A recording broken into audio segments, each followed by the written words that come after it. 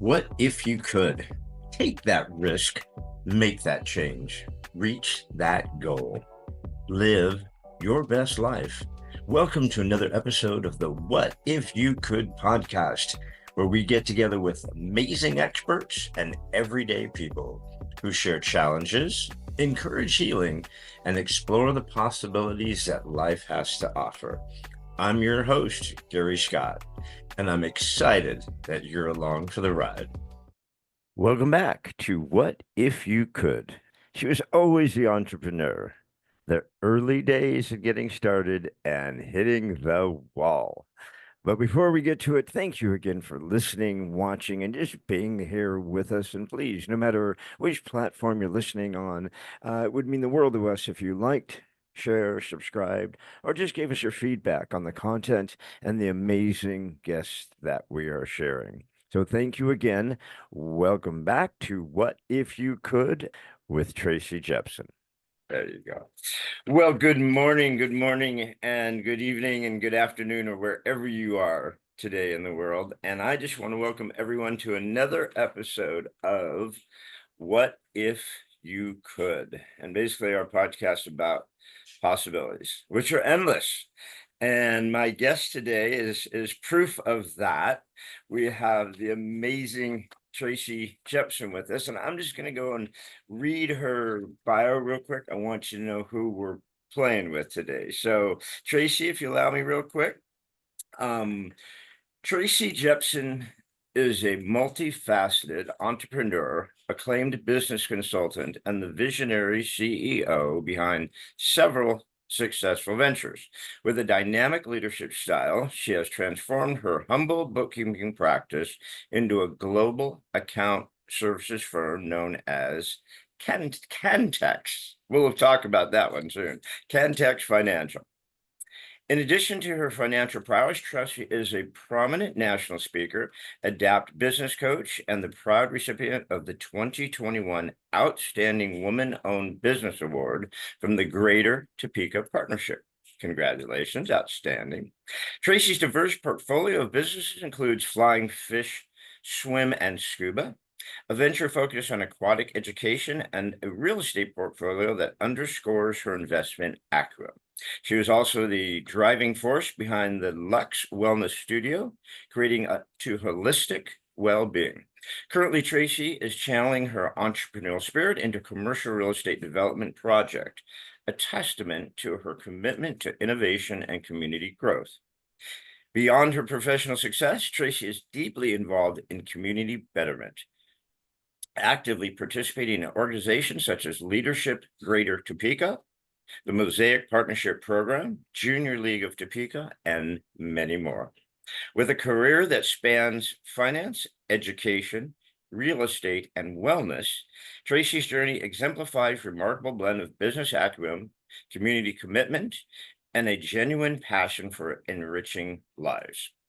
We just want to share that Tracy is available to share her insights and experiences on various topics, including financial empowerment, entrepreneurship, community engagement, and holistic wellness, making her a very sought-after speaker for events that seek to inspire and empower their audience. And that's why I am so grateful that you've given us your time today to share, all those amazing things, because really, there's so much negativity out there, right? And there's so much downer, and people don't want to work, and people want to do stuff. And here you are, just kicking ass, right? It's awesome. So, how did you get there? Have you always had this passion for this? I think entrepreneurship was something I'd always said in, interviews and things that I was never an entrepreneur, but really when I start to look into it, entrepreneurial spirit, I think, was always in me. Even as a kid, my cousin and I would go to my grandparents' house on the weekends, and we would spend a lot of time there in the woods, and we would find all of these sticks or, scrap pieces of wood laying around the barn, and we would paint them and go out to the end of the driveway and sell them, for $1 or $2. And, this is back in, let's call it the 1989, 1990. We were pretty young when we were doing this. And also had tax on it. So the dollar stick also had a dollar tax on top of it. So feels very apropos to these days. But anyway, That's I think awesome. so I think always trying to give somebody something or to sell someone something and just have fun doing it. So I think it's always been in me, but at no point through college or anything did I expect or plan to own a business, let alone multiple businesses at the same time. And it just kind of it really has taken on a life of its own, but it's been one that's been a lot of fun to do. Are your folks entrepreneurs? Are they long-term employees or, Yeah, yeah. my parents were both long-term employees at their jobs. My dad had his entire career at Goodyear and retired from there after I think 36 years. My mom was working as a radiologist technologist at one of the hospitals here locally. Again, over 30-year career at the same place. So both of them, always had good jobs, but they were very long-term. I think I would like to say I like to look for new adventures. Some people might say easily bored, but I like to have something different going on all of the time. Like that just keeps me excited, keeps me passionate. But I think as you start to learn and develop as a person and within the community, you find more needs. And if you're not willing to answer, sort of a complaint, or I wish we had something like this, or why can't we be like this city and have something? If you're not willing to step up and also do it, I don't think you get to complain about it. So I think we see needs and see where we can fill them. Yeah, yeah. It's interesting you say that because we try not to be too vocal politically, but we are active in our community, and our son is just now running for city council of Palm Desert because he's like, we can't just complain. We've got kids now. Um, we need to get involved, and it starts from the ground up, like what you guys are doing. Building in your community, helping your community, sharing so much, and then but it started in the accounting business? I mean, were you a numbers person always? So funny enough, I was an English major in college, so numbers have never been, or I should say math has never been my thing. But I actually started, so when I was in college, I was working for a small business. It was a landscaping company and was working just cleaning their offices, doing, administrative kind of tasks. And his office manager, who also was their bookkeeper, was retiring. And I had kind of sat with her and learned, how to do her role and how to send out the invoicing and learned what reconciliations were and just understanding what a balance sheet meant and how it actually impacted the business. So I spent a lot of time with her while I was working. And I told him at the time, I said, I know you're going to fill this role, but I'd really like it. And he said, you don't have any experience. And I said, well, that's okay. Would you just give me a shot? And he said, okay, well, you've got 2 weeks to prove yourself. And then I'm going to fill the role. So I said, sure, no problem. I just kind of said that I could do it and figured it out. And so this is before YouTube. This is before, we had internet, obviously, but we didn't have a lot of things that were easily accessible to teach us. I mean, it was all out of books. Like, I feel like we're talking like the Stone Age, but it really is before, knowledge is at our fingertips. Like kids these days, and just even Yeah. as adults, we have so much that we can learn or do really quickly or, be able to pick up. But then we didn't have that. So it really was all of the knowledge that she passed on, and he thought that I did a great job. And so he hired me for the role. So that was kind of my first step into accounting. So I was in college still working for him and, kind of helping see how his business ran.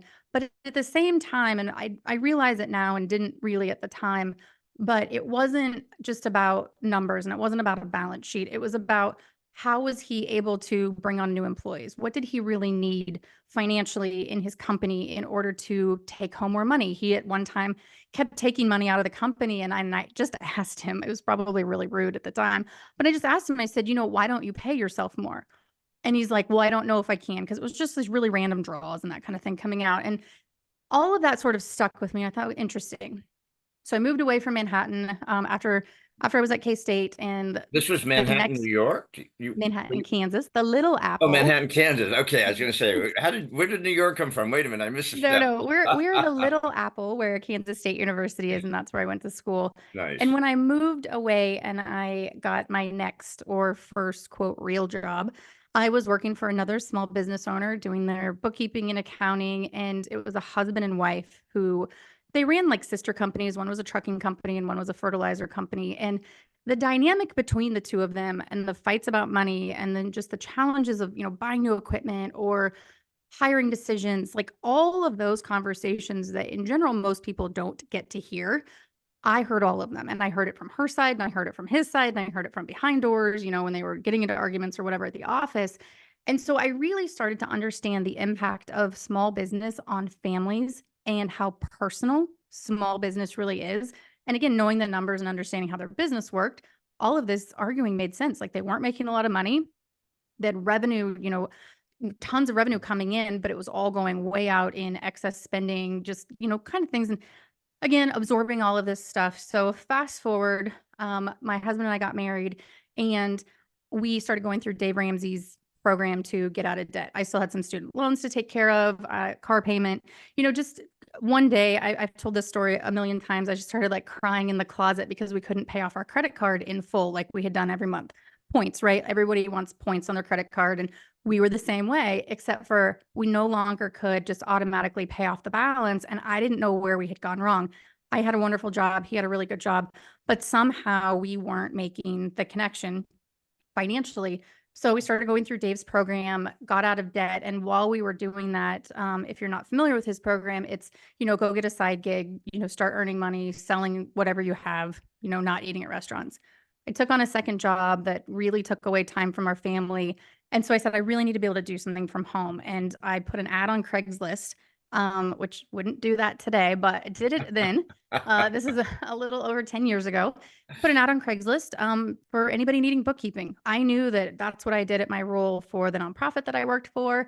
And I thought I can do this for other business owners. I can work from home and be able to make more money to get out of debt.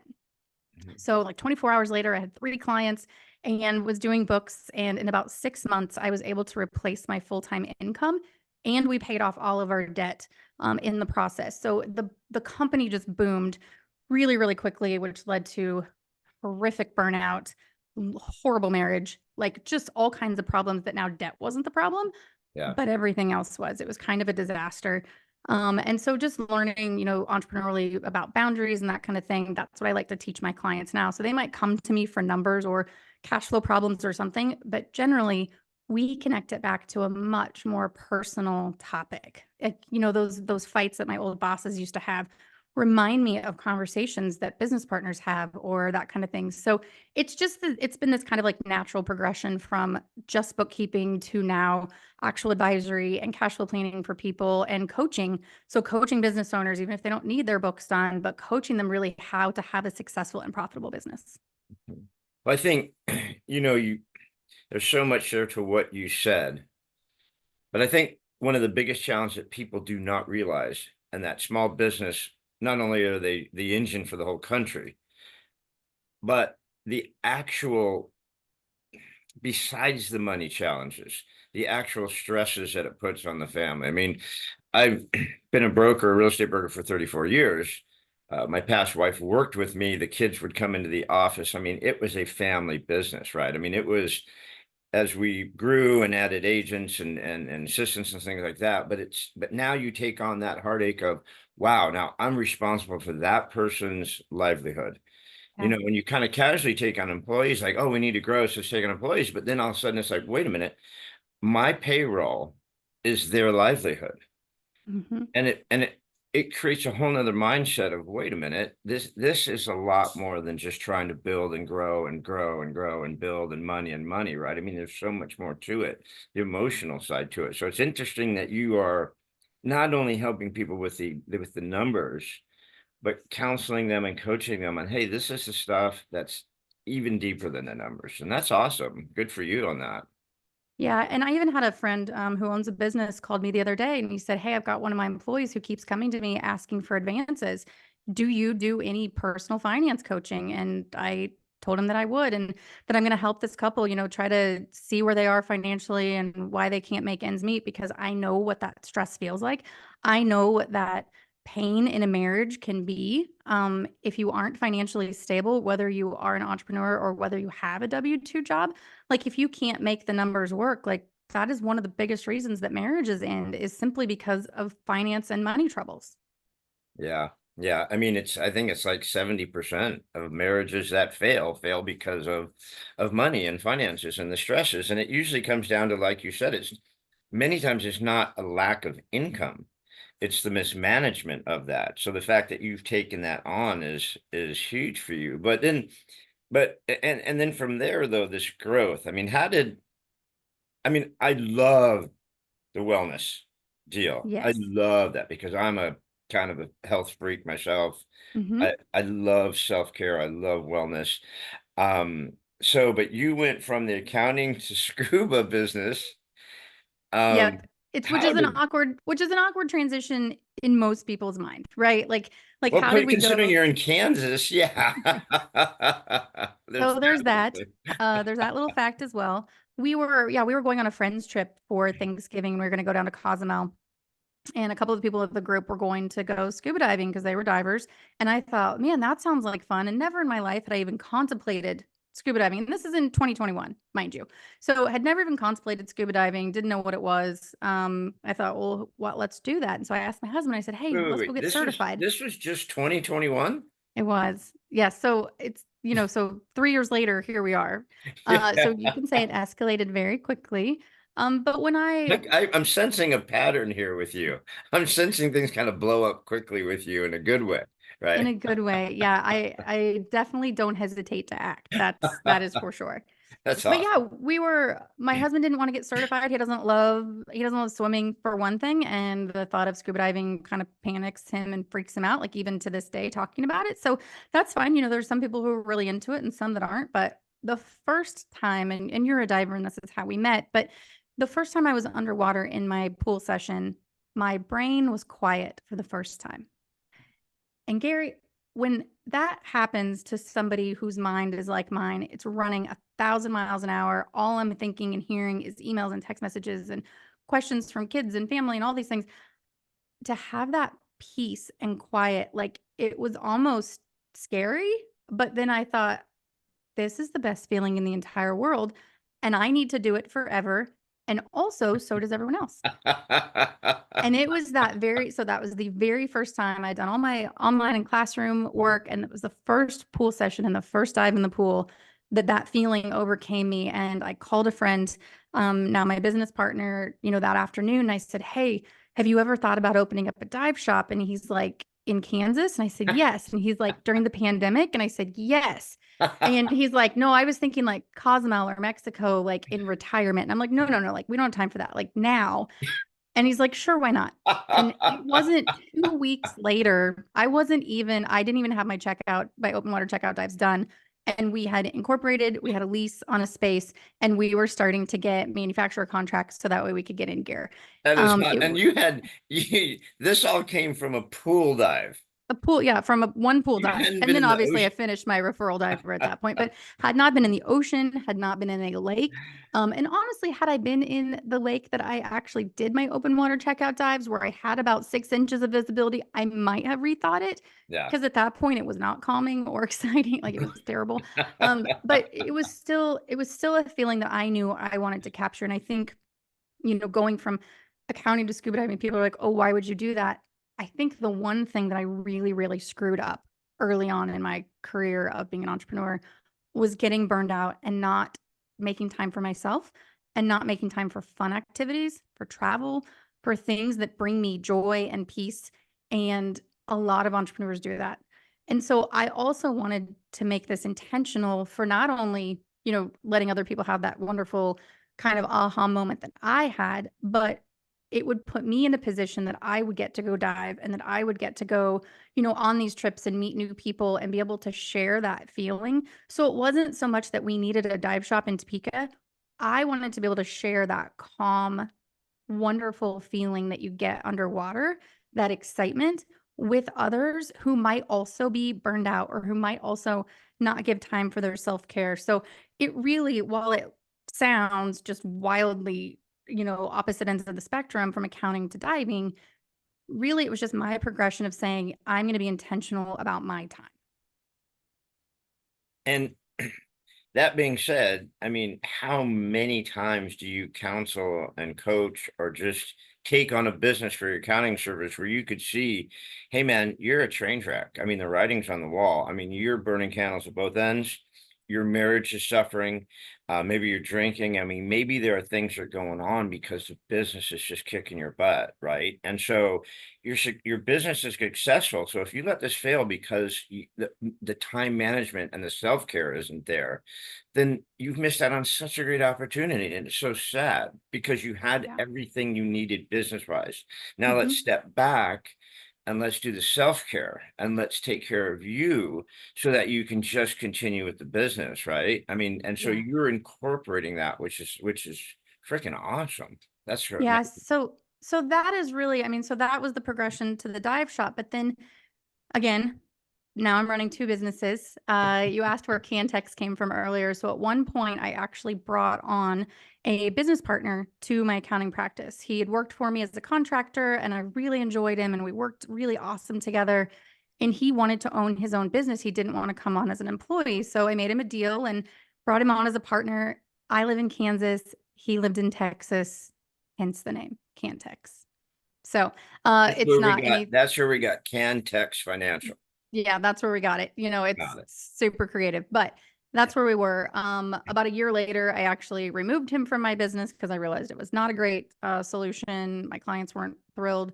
We won't go into it because I'm sure there's somewhere in some legal document that I'm not allowed to talk about it. But anyway, it didn't go. It didn't go well. Also, if you're ever considering starting a partnership with someone, there's a fabulous book called The Partnership Charter. Read it, or read it even before you get married. It's almost like putting a prenup in place before you go into business. So anyway, it's a great book.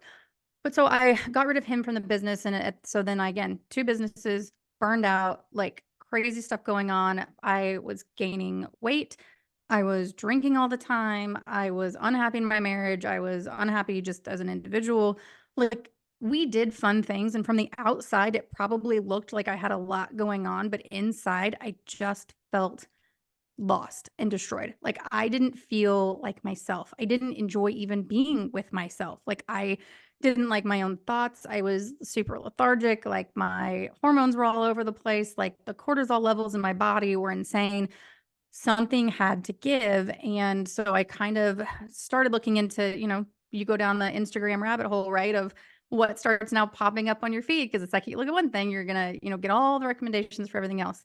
And Yeah. started looking into, just kind of holistic methods. And a friend of mine, who was a doctor that, did a foot surgery on me, he was getting ready to start his own practice and said, hey, can you help me start my business? And startups are a love language. So I said, of course. But I said, I also need you to help me get healthy, because he was going to start doing a lot of the functional medicine that he wanted to do through the hospital that insurance doesn't like. They're sick care, they're not health care. We know this. Yeah. So Exactly. he wanted to really teach people to be healthy and to get to the root cause of everything. So Now he but basically, you went to him as your doctor to not the holistic. Did you know about the holistic side when you went to him? yeah, so I kind of knew Okay. that, things were out there, But but he it was was nothing but that he was I'd a regular ever M he tried. was a regular MD though, and he Yes. wanted to So move into holistic. yes. So he Okay. wants to Cool. move into functional Cool. I was an orthopedic doctor. Yeah. He had been in family practice for a while, and, sports orthopedic and working with athletes is really who his sort of niche was. And like I said, he wanted help starting his business. I needed help getting healthy. It was a perfect, combination that we could help one another. So that was great. And as we started to go through blood tests and hormone tests and gut health tests, which, by the way, are the most humbling tests to ever take in your entire life, um, we started to learn all of these things. And the more I started to go into, you know, juice cleansing and making sure that I'm, putting healthy things into my body and supplements that, are good for me and good for my hormones, and trying to balance things back out, I found infrared saunas and cold plunging and contrast therapy and all of these things. And at the same time, stop drinking because the weight wasn't coming off and drinking was not making me successful in relationships, friendships. There's a lot going on. And so I said, well, I'll just, cut it out for like 30 days and see if I can lose some weight. And 30 days turned into 90 days. And I started feeling really good, and I started sleeping, and my cortisol levels started to decrease. And I didn't have these like anxiety moments when something went wrong, I was very clear, like my thoughts were very intentional, and I just felt like I was in control for once. Like it had been so long since I just felt like, oh, I can manage this without going home and having a glass of wine. Or I can manage this without, going to this social event that I didn't want to be at anyhow and having two cocktails just to be comfortable to be there. Yeah. And so 90 days turned into 6 months, and 6 months turned into a year, and I'm just over 13 months Wow. sober now, which has been the best decision I've ever made in my life. Yeah. I was forced sober. Um, and not that I mean, looking back, I'm like, you know what? I probably wasted a lot of good time and a lot of good energy with alcohol. Mhm. My past wife didn't drink at all. I mean, if she had a margarita, we'd be in Mexico or something, but she just didn't drink. But I was a drinker. And then when I married Elisa, right, because she's sober, I just figured, well, she doesn't drink, I just won't drink.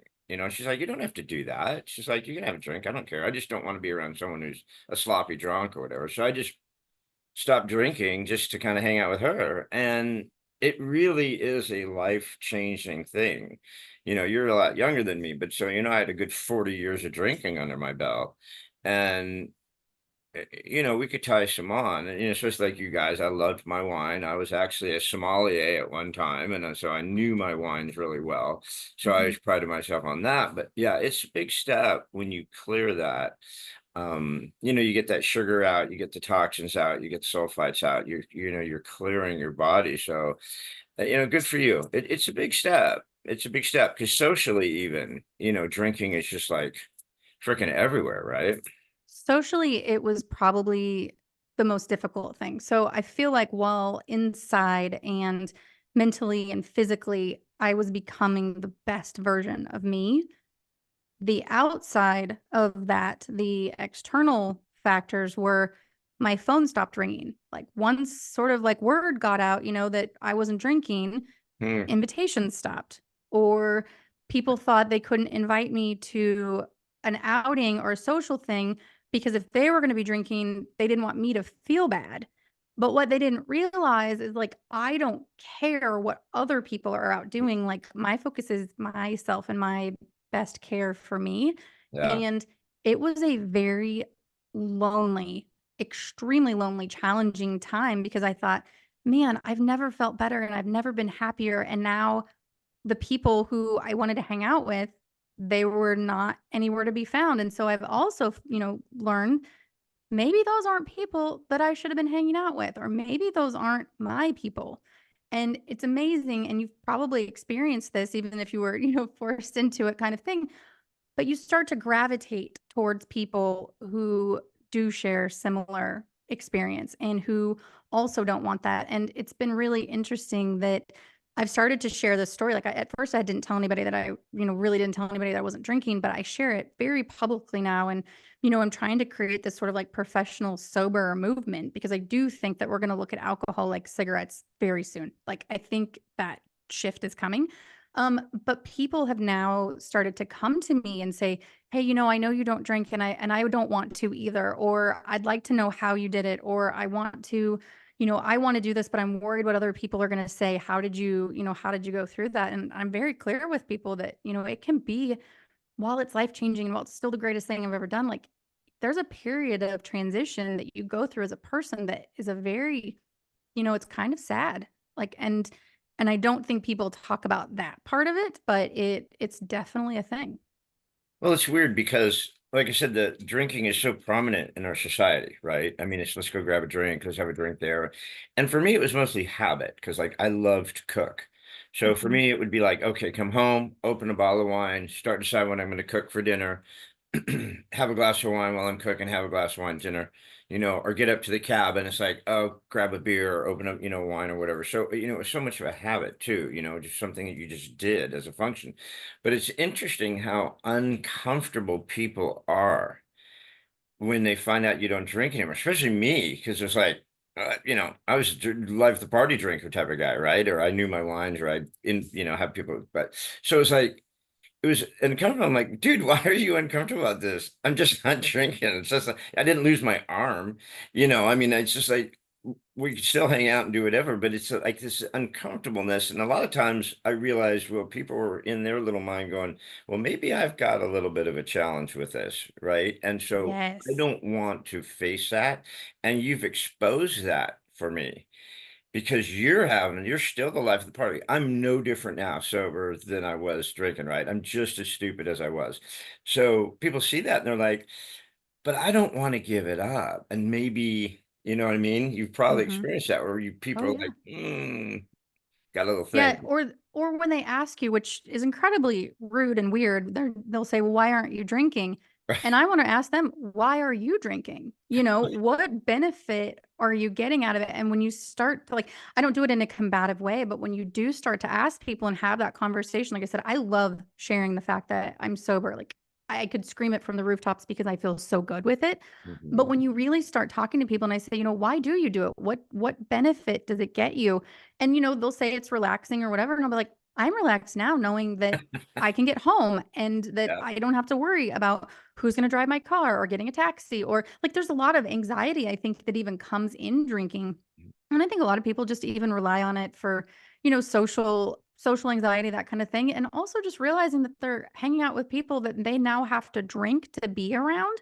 Mhm. We should maybe ask questions about that. Like, are we really hanging out with people that we even care about? Are they making our lives better? I think so much of what I want to, kind of share with people and why I tell this story all the time is because I think even like in social business, um, the whole whining and dining, right? Clients, bringing clients out. Oh, let's go get them fabulous bottles of wine to celebrate them, or bringing them on as a new client, or whatever. Like all of a sudden that makes you fancy as a business because Mhm. you're doing that for clients. Like I think it's become so ingrained that you're supposed to do it. Yeah. And I think it's really weird. And Yeah. I get a lot of people that send me messages that say, I wish I didn't have to go to my company's happy hours, or I wish we didn't have to go to these wineries with clients, or I wish we didn't have to do this. I would love to try to stop drinking or cut back, but I can't because of my job. And that to me is incredibly problematic. And I think that there needs to be a shift in mindset. And if we can start, in the business world, maybe it moves into social, just, every day. But I think it's going to happen if enough people are like, this doesn't feel good anymore. It Yeah. just, alcohol doesn't do anything. I think we can be social with wine that doesn't have alcohol in it. We can be social with cocktails that don't have alcohol in them. That you can still go out and have those great conversations and close those big deals without getting somebody all boozy to do it. Like, I think when you start to look at it, it sounds strange, but it's so normalized that I think just really digging into it is something that, is kind of a new passion. So, And with the with the younger generation, I call them the kids that are just now coming up, 18, 20, 25 year olds, they're not drinking. Unfortunately, mm-mm. they're doing weed. This whole thing with weed is legal everywhere just blows my mind because the stuff is like so diabolically strong and it's just so accessible everywhere, right? This, especially in California where it's legal. I mean, there's gummies on every corner and there's weed. It's so out of control with this weed because they just think, oh, it's no big deal. You have a glass of wine, I'm going to get stoned. It's the same thing. It's like, not really, it's not really, or even CBD, but it is interesting that the younger group coming up really is kind of anti-alcohol, which is really a good thing. Now, if we can get them to see that the weed's no good either, you don't need it to relax. Trust me, guys. Right. Go to the gym. Thanks again for joining us on another episode of What If You Could podcast. Please subscribe, like, share, and give us any feedback. We'd love to hear it. And remember, if you can dream it, you can do it. See you next time.